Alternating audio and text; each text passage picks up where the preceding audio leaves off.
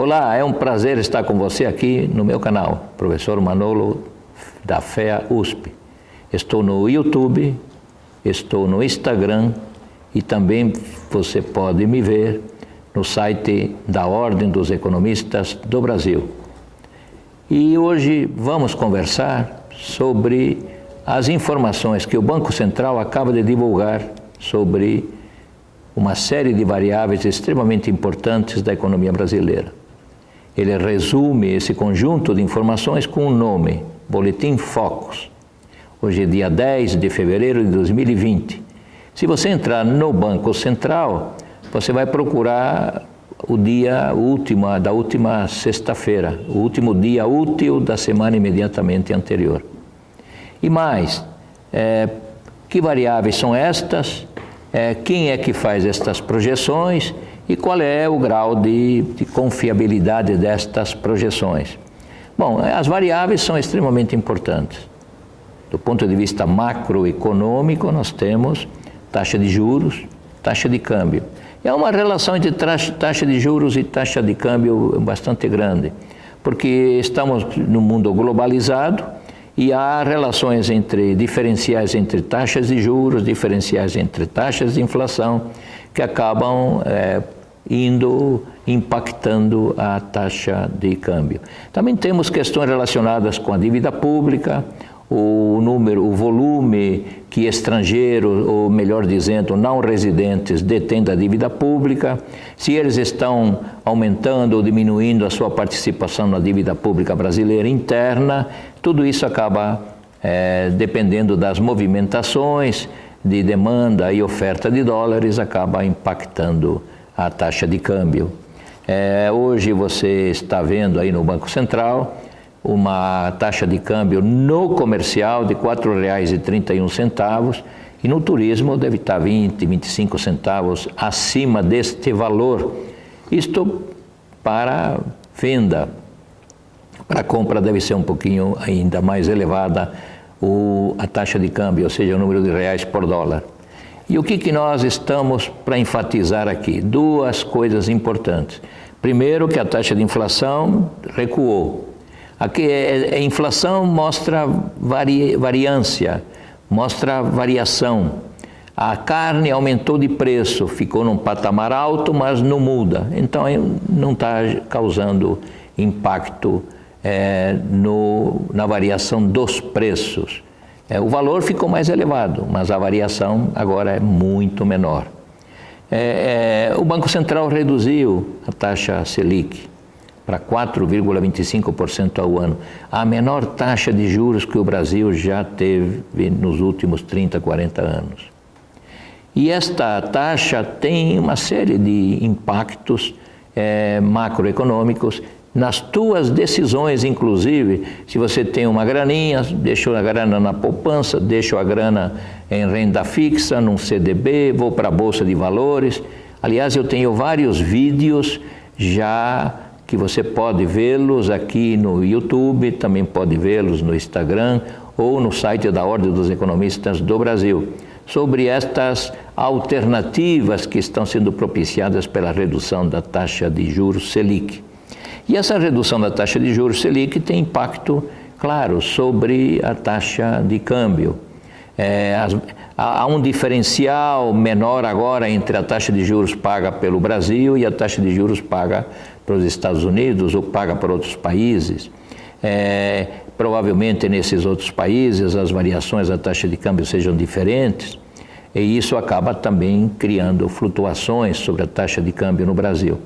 E há uma questão que depois iremos tratar, que é a questão sobre o número de não residentes, o volume de dívida que os não residentes têm e suas respectivas participações na dívida pública interna brasileira.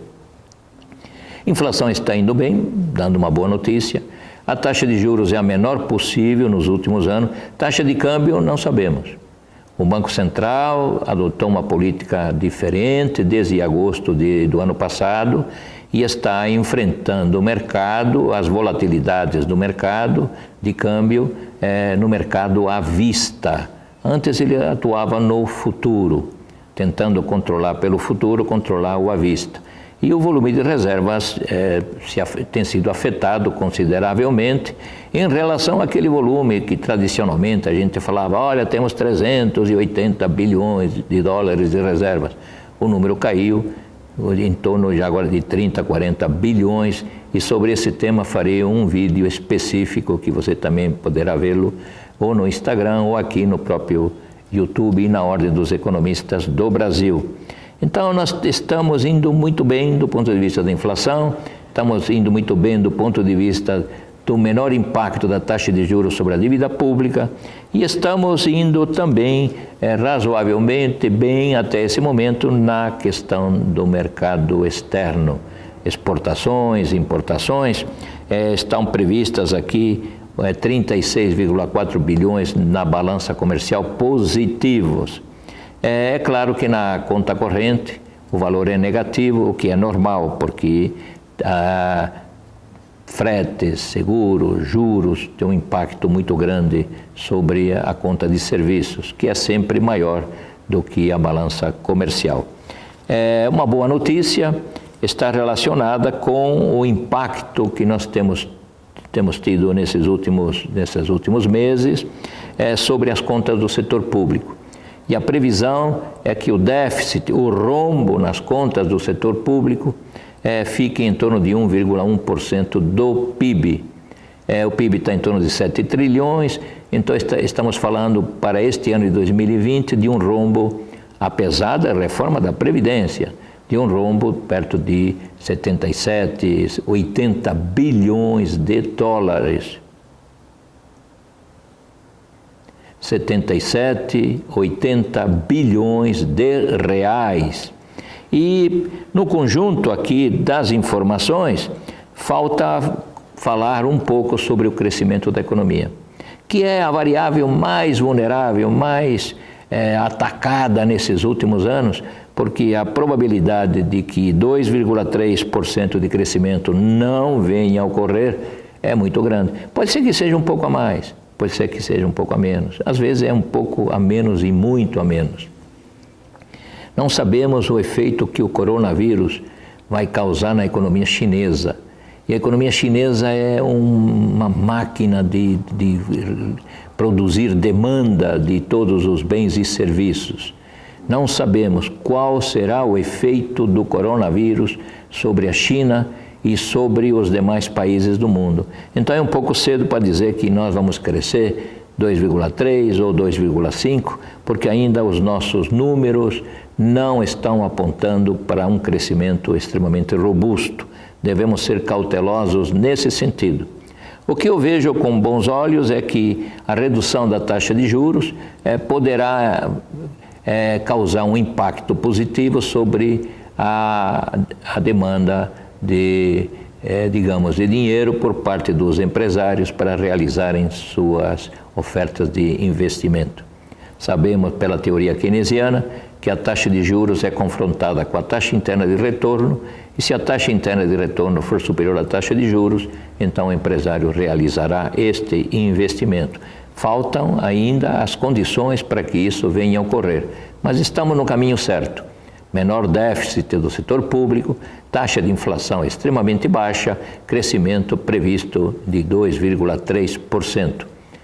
Dá um sininho aí, dá um ok se você gostou deste vídeo. Aguardo vocês no próximo programa. Meu canal, Professor Manolo, da FEA USP.